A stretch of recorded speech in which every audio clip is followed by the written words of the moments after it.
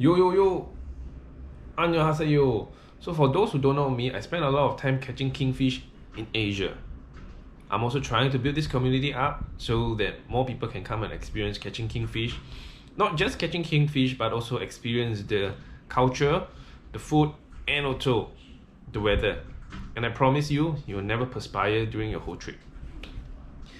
So kingfish are also known as yellowtail kingfish, kingies, hiramasa in Japanese, and pushiri in Korean. But they're also known as sea donkey because they never stop swimming, they never stop fighting. So catching them, it's always fun, and they fight really, really hard. So winter season is ending and spring is coming. Fishing in both seasons is completely different because in winter we are using PE8 and PE10, and spring we are using PE6 and PE8. So during winter we are throwing the biggest lure that we have in our tackle box, and during spring we are throwing the smallest that we have.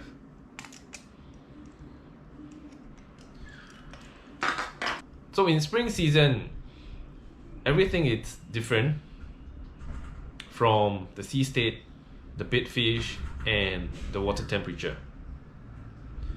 During spring, it's very, very challenging because the kingfish is very, very picky. The sea state will be calmer, there will be lesser wind, the bait fish will be smaller, and the water temperature gets warmer. In spring, also known for spawning season for kingfish. So during this time, the fish gets very, very picky. So presenting your lure, working your stick bait has to be on point. And your casting, because we have to find them, so casting has to be like 120%.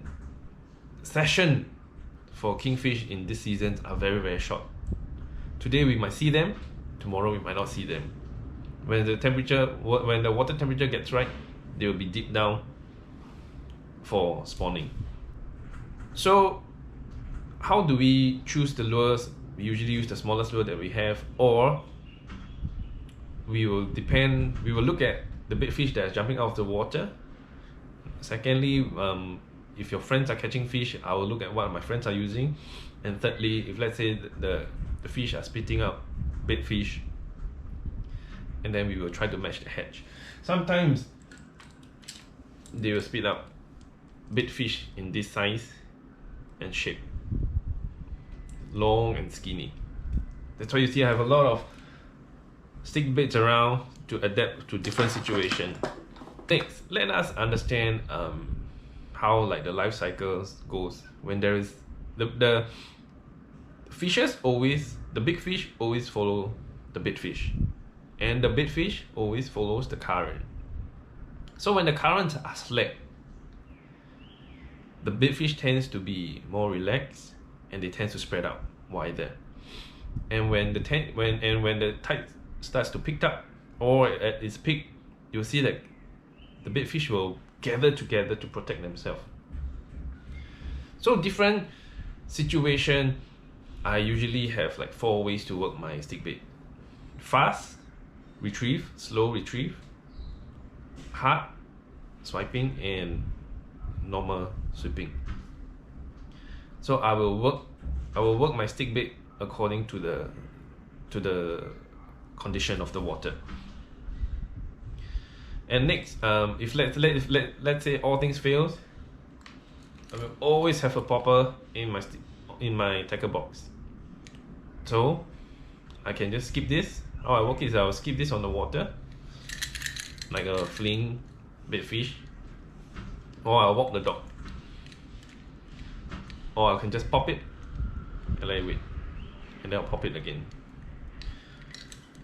Of course, not every time it works, but that's fishing, right? And there's another secret that I want to share with you is water temperature. It gets warmer, the fishes tend to be deeper in the water. So what I will do is I will attach 2 tungsten weight on my stick bait, so that I can let it go when they dive down, it takes a longer time to float up. So during this time, a slow floating stick bait works very well. If let's say you don't have, you can always try that method. And that's about it. Do like and share, and if you have any questions, put in the comment box below. Thank you. Peace out.